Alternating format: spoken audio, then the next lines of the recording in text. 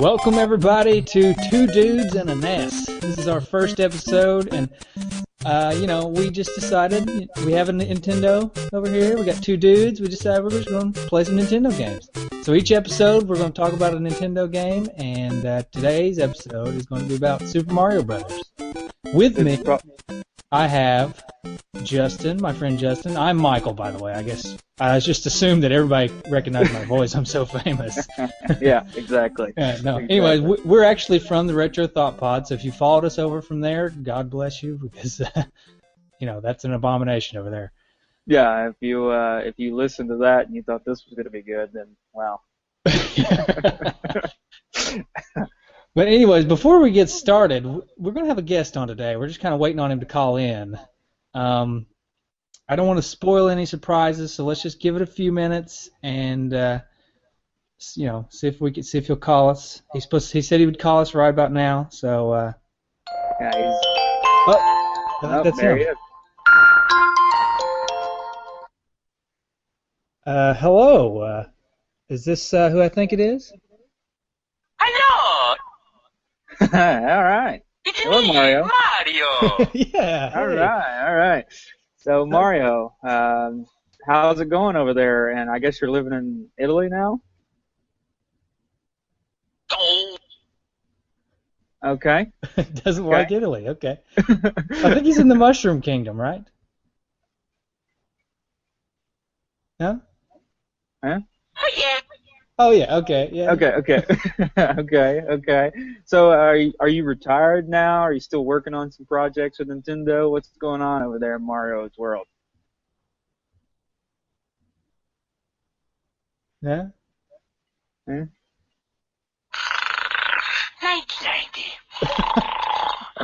Okay. I know that Mario. Ravioli. Mario.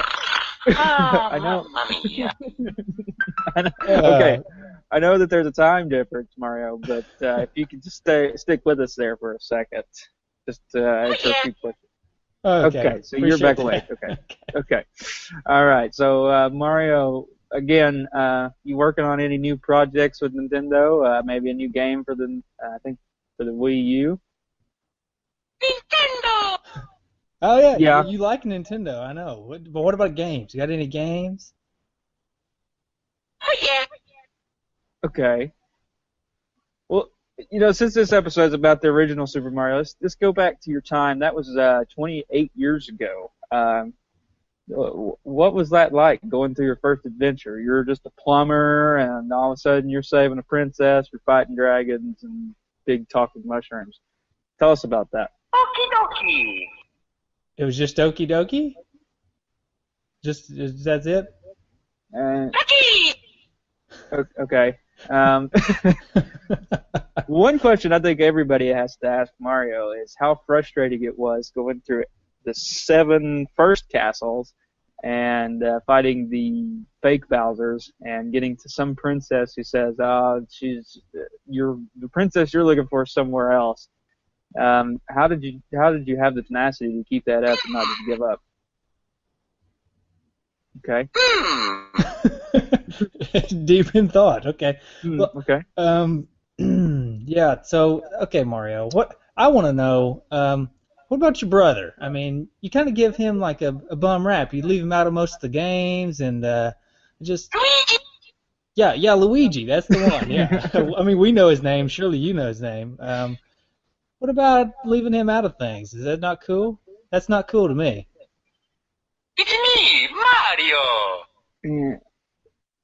Yeah. I mean, is it all about you? Is that what you're trying to say? That's a little egomaniacal, don't you think, there, Mario?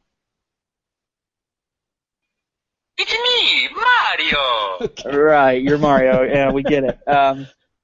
Mario, I got a feeling that you don't really understand what we're asking you. I just Let's go! let's go where? Oh, Okay. Mario, I think we're just gonna have to, we're gonna have to end this. Thanks for calling in and all, Yeah. but so long, Bowser! okay, we're not Yeah. Bowser. Oh, Yeah. maybe that's it. Maybe he just thinks we're Bowser or something. I don't know. Yeah, I don't know. Mario, it's nice talking to you. See you later. Okay. Okay, so Well, not the best interviewee. there's maybe a language barrier there, or Mario's just an idiot. Well, maybe he's getting Alzheimer's. How old is he now? He was probably like 30, 28 years ago, right? Yeah, well, that's still young for Alzheimer's. I think early onset. Well, let's see, he's Italian, and he spent most of his time in Japan. So maybe he doesn't really speak a lot of English, just Japanese and Italian. Yeah, that's a good point. Well, I guess we can talk about the game then, since we spent a little bit of time, or wasted a little bit of time with Mario. Yeah. Justin, why don't you tell us a little bit about the game, a little background on it?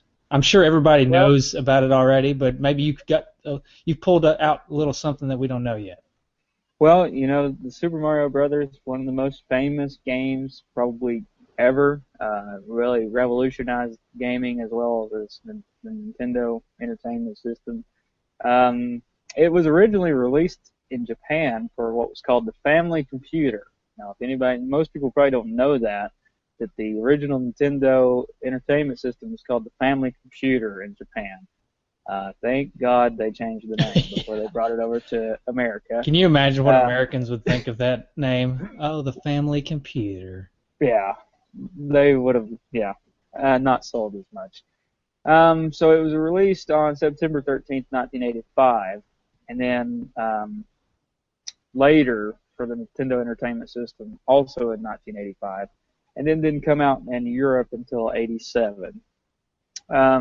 It was obviously highly influential. It popularized the side-scrolling genre, which that was pretty much all Nintendo had. Most of the games are all side-scrolling genre, and even the Super Nintendo and Sega Genesis, they all modeled that.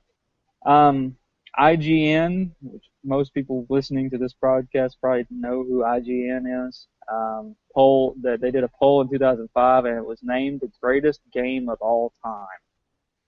And it was also I don't mean to interrupt you, but wasn't it also like the #1 selling game for like 20 years or something? Yes, that was my next point here. Is it sold enormously well and was the best-selling game of all time for approximately 3 decades. Wow. You know what took the title though? I was actually surprised. Wii Sports. Yes, Wii Sports. I was. That is surprising. I guess Wii Sports all of a sudden was marketed to not just gamers but everybody, Yeah. So maybe that's why. But you compare the two games. Wii Sports is fun. Don't get me wrong. I like bowling and whatnot, but I would take Mario any day. But yeah. And does I don't know. Does that count pack-ins? Do you know? I don't know. I don't know. Because Mario was a pack-in, and so was Wii Sports, I think. Yeah. Yeah. I don't know. I don't know. You would think it probably does. Yeah. It wouldn't be fair if they didn't. Because most people probably got Super Mario Brothers because it was a back-end. I know I did. Yeah, I did too. I got my original Nintendo. I got Mario and Duck Hunt together. But that's what's funny is it was actually paired with Duck Hunt. Don't see that nowadays. 2 games coming in one. Yeah, you're not getting more bang for your buck nowadays. No. I know I have the actual Super Mario Brothers cart that's not the pack-in cart, and that's kind of my go-to. I like playing it instead of playing it with Duck Hunt. I don't know if it's rare. It's probably not rare or anything, but I just really like having the Mario-only cart. I think it's cool. Yeah. I remember I never had the Mario-only cart, and I just like when you put it in and then it comes up scrolling and you chose either Super Mario Brothers at the top, and then if you push down, you had Mario like walking in place, and then you push down and it was a duck. It turned into a duck. Yeah. Well, that kind of gave me the idea that I was going to get to be the duck. Yeah. Good now. So I didn't know what shooting the duck. Yeah. Poor ducks. Yeah. But yeah. So the director, producer, and was Shigeru Miyamoto. I don't know. I probably butchered that name. No, I think you get pretty close. I'm not even going to make an attempt myself, but he's like Mr. Nintendo. He's done all the games. I mean, he's done like the Zeldas, and he's done all of them. Mm-hmm. Yeah. He is basically the only reason Nintendo is what it is today. So I hope he gets paid bukus of money to be himself. Yeah. Just a little bit about him. Born in 1952, so he was actually pretty. I mean, he wasn't that old when he was designing these games. Probably like our age now, like 30. Yeah. Oh, don't say that. I'm only 28. Well, I'm creeping up on 30. So, and yeah, he is called the father of modern video gaming. So. Yeah. He joined Nintendo in 1977, and he was only 25 years old at that point. So, cool. I know. He's 61 now. The actual game. Talking about the actual game itself, I know. I was reading through the Wikipedia, and some cool things that I noticed, or just reading through when you're talking about the game itself, is like they were talking about the level design and how the level design was like the first couple levels was designed to teach you about the game. Like, for instance, the Goombas and the mushrooms almost look identical. But in order to teach you that the mushrooms are good, they designed that first mushroom where it's almost impossible to keep from getting it. Yeah. Because it goes and it hits like the pipe and then comes right back at you. And like there's almost no way to avoid it. Right. So it's like, oh, this is good. That is interesting. And, they had to do that. It's not like today where you can pick up a video game and everybody can just, kind of knows how to play a video game. Back then, that was a strange world. Yeah. So the only way you could figure it out would be to look at the book or something. Which they all came with books back then. But if you didn't have the book, it was just trial and error mostly. Mm-hmm. And that first Goomba still gets me from time to time. That's embarrassing. It is pretty embarrassing. Same thing happens to me, especially when I'm trying to be fast and like I run and I just run right into him. Yeah, you time the jump too late. Just face plant the Goomba. Yeah. So let's talk about the bad guys. So we had the Goombas, remember? Mm-hmm. The Koopa Troopas. Yeah, you had two different colors, two Koopa Troopas, and I could never remember if they were the same or different. I looked back at the manual, right, to see if there was, and it separates them in the manual. The green one, it says something about this is the foot soldier of the Koopa Kingdom or something, but then the red one says this one's a scaredy cat or something. So I wanted to go back and play. I haven't had a chance to go back and play it since I read the manual because I just read it last night. Yeah. But I wanted to go back and see if like the red ones tried to run away from you or something. Yeah. Well, it's interesting. Like if you look at all the villains, and they're all pretty much the same, but with like minor differences. Like some of the Koopa Troopas had wings, and they couldn't really fly. They just bounced higher. They just they bounce. Kind of like a chicken. Like when chickens fly, they just kind of fly up in the air and come right back down. Right. And then the ones that I hated was the hammer throwers. Oh, those were definitely the worst. The worst one of the whole game is the one on 8-4, right after you come out of that pipe, right before you go to Bowser. He's just the absolute worst spot, period. Yeah, and having to time that. And then Bowser even starts throwing hammers at some of the levels. He doesn't early on. But in the later levels, he does. And he doesn't just throw a couple. He throws like 50 all at once. Yeah. Oh, man. And then the other one, remember the guys that were like, it was basically like some kind of creature in a helmet. Yeah. Remember those? I don't know. I always thought of those kind of like a black armadillo or something. Yeah. Because they were like turtles, but they were impervious to fireballs. Yeah. So. And, of course, you always have the dilemma of when you kill one of those guys, or a Koopa Troopa, if you accidentally kick it and you're in close quarters, you're screwed. That shell's going to kill you. Yeah, I know that. I know they always like to place the 1-ups in between two pipes with some kind of a Koopa Troopa there or something, so that if you accidentally screw up, that thing just bounces back and forth, back and forth. Well, you know, my grandmother actually taught me this trick, and I don't know how she figured it out. But in level 3, I can't really remember. You remember at the end of the levels, there was the big stairs that you had to climb. Mm-hmm. And maybe it wasn't 3. It was one of the levels where you get to the end, and there's a Koopa Trooper coming down the steps.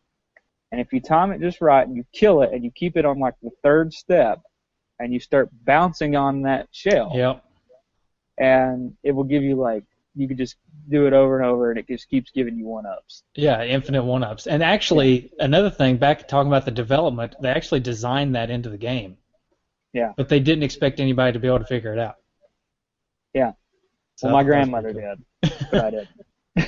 I can't remember if I figured it out myself. I think somebody probably had to tell me. But once I found out about it, I remember using it. Speaking of the end of the levels, is it true or not? Can you jump over the flag? I've never been able to do it. I've never been able to, but I know it's like a rumor that you can jump over the flag. Well, here's something that I didn't know, and this was actually just on the Wikipedia page. Have you ever heard of the Minus World? Yes, and actually I heard about it because somebody on one of the pages or something mentioned it when we put up for feedback. Somebody mentioned it, and I thought, I've never even heard of this. So I went back to look it up, and I looked it up, and then I even tried to get to it, and I just couldn't figure out how to make the glitch work. Yeah, I don't know either. I've never done it, but that was something that I thought I knew just about everything about that game, but apparently not. Apparently the Minus World is an impossible to beat level because you swim. It's a swimming level, and you swim to the end. And you know, on all the swimming levels, you have to go through a pipe at the end, and then it spits you out to the flag. Well, on this one, you go in the pipe, and it just spits you out at back at the first pipe. So it's just a continual loop. Oh wow! So you can never ever beat it unless the only way to either turn the game off or lose all your lives and you start back from the beginning. Well, it says that it's water levels and they are identical to worlds 7-2 and 2-2. I don't understand how they can be identical to both worlds. But I don't know. I guess are they the same? Are 7-2 and 2-2 the same layout or something? They might be. They're both water worlds, and I'm looking at the layouts right here. They actually are the same layout. Are they both water worlds? Yep, they're both water worlds. Well, I was just wondering because I was looking. It says it's identical to World 2-2 and 7-2, but in an underwater setting. So I didn't know if.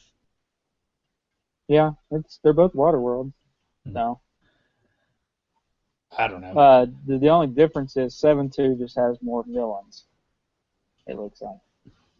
To where 2-2 has. So let's talk about us playing the game. I know once I figured out the warps, I rarely played all the way through, but I do remember playing all the way through. And my biggest disappointment about using the warps is my favorite level. I think it's like stage 6 something. It's like the snow level. I always like. I think it may be nighttime and snowy or something. Right. I love that level. World 6 is all nighttime and appears to be snow. 6-3 is all white. That's the one I'm thinking of, I think. Yeah. So I missed that level. Yeah. Using the warps, but. Yeah. Well, the warps certainly spoiled us because the game became certainly a lot easier with the warps.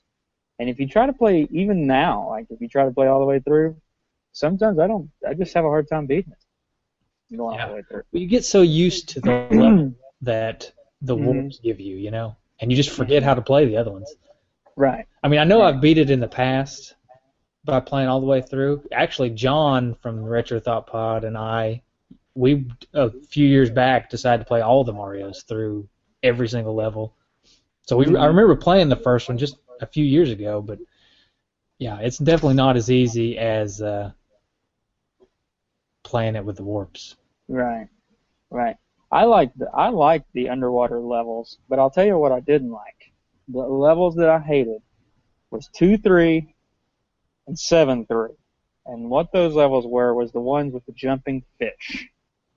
I hated those jumping I fish. like those, actually, where you have to run across the bridges and stuff. Yeah, I hated that because those jumping fish, they cheat. I swear they cheat. It's like they know where you're going to be, and they just sometimes those flying fish, they just hit you at the right angle, and it doesn't matter what you're doing, you're dead. Yeah. I've found that it feels to me like if you never quit running, and the fish are always just a little bit behind you or in front of you. I don't know. Yeah. I don't mind the fish. One of my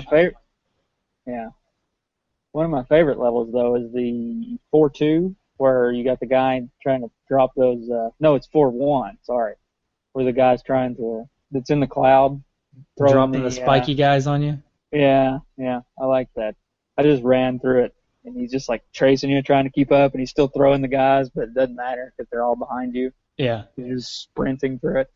I know. I think it's 4-1, or maybe it's one of the 8 levels. But there's that part where there's a pipe, and there's a little bitty gap, and then there's a little spot to land on, then another little bitty gap, and a jump. Yeah. For the longest time, when I was growing up and playing it, that was the hardest part to me because I would try to because you can't make that final big jump without a running shot. Right. So I'd have to I would try to jump down off the pipe and land on the one, and then land on the other one, and then jump. Yeah. Well, recently when I've been playing, I've found that if you just run off the pipe, you naturally just if you hold the B button and run off the pipe, you land on that last spot, and then you jump immediately, and you'll just make it across the gap. I've never had a problem since. That's the way I've always done it. Yeah. It just took me forever to figure it out for some reason. Yeah. I hate that jump too, because it's very frustrating. But yeah, you just gotta make the leap. It's a leap of faith for sure. Right. And any of those that have a small gap you can run across, I never really realized that for the longest time. 8-2 is actually a free level if you know where the 1-up is early in the level. Yeah, as long as you bounce off the trampoline thing. Yeah, as long as you don't die in the first little bit, and you get that 1-up, then it's basically a free level. And that brings up another bad guy that was in that level. The bullets. The bullets. Ugh. The bullets. Yeah, I almost find it easier to stay small on the bullet levels because there's so many of them that shoot low to the ground, that shoot over Mario's head if he's small. Right. That if you stay small, you risk dying at any hit. But if you stay small, then a lot of them just go over your head if you stay on the ground. Right. But the only thing is it's so sweet to get to 8-4 and and still be able to be fireball throwing. Yeah, that's true. Mario. It's really almost unfair because you get to that last hammer thrower. Yep. That that frustrates you on so many levels, and all you gotta do is just throw a fireball and kill him. Yeah. And you can actually kill Bowser with fireballs. Yeah, I know. Can you do it on the last one? I didn't know you could do it on the last one. Maybe not. I thought you could. You probably can. I've rarely make it to the last Bowser with fireball. So yeah. I never really get to try. You get more. I think you get more points actually if you kill him with a fireball. Do you really? I know you don't. I don't really keep point scores in Mario. I should. We should have a point contest. Yeah, I know we decided to have a little bit of a speed run contest, you and I, but we should do a point contest sometime because I've never really thought about keeping score. I've always just tried to get through as quickly as possible. Right. Yeah, that would make it advantageous to go through the whole game, not just go through the warps. Yeah, it would. So I guess we can just talk. Let's talk about our speed runs. Mm-hmm. I know I haven't been able to do another one since the last time we did this. So I'm going to hold on to my score of 7 minutes, 59 seconds, and 4 milliseconds, I guess it is. Yeah. So I'm clinging to that. Yeah, I never did get. I think my last was like 10 minutes and something. I think your first one was like 11 minutes and something, and then I beat that with like 10 minutes and something, and then I never. I never got it under I never beat your last one, the 7 minutes. That's gonna be hard. Yeah, I don't know. I got really lucky. The funny thing is, and when I was trying to get that 7 minute, or we'll call it 8 minutes because it's almost 8 minutes. When I was trying to get that 8 minute time, my Nintendo is kind of dirty, and my games are kind of dirty, so it reset on me about 3 or 4 times before I finally made it to the end. Yeah. One of those times, I was at like 6 minutes and something, no joke, and I was on the 8-4, and I was about to try to go underneath the hammer guy, and it reset. Speaking of reset, that was one thing, the easily accessible and easily pushable reset button on the Nintendo. Somebody could just be a jerk and hit reset, and the game resets right to the beginning. Just your dad's walking by, he's like, hey, check this out. Boop. Yeah. Or, maybe that was for parents. Maybe like back then they put that on there, like in case your kid's giving you lip. It's like, hold on, I'm trying to beat this game. And it's like, no, you're coming to dinner now. Like, nope. Boop. Hit the button. Now it's so you beat the game. Parents can be so mean. Yeah.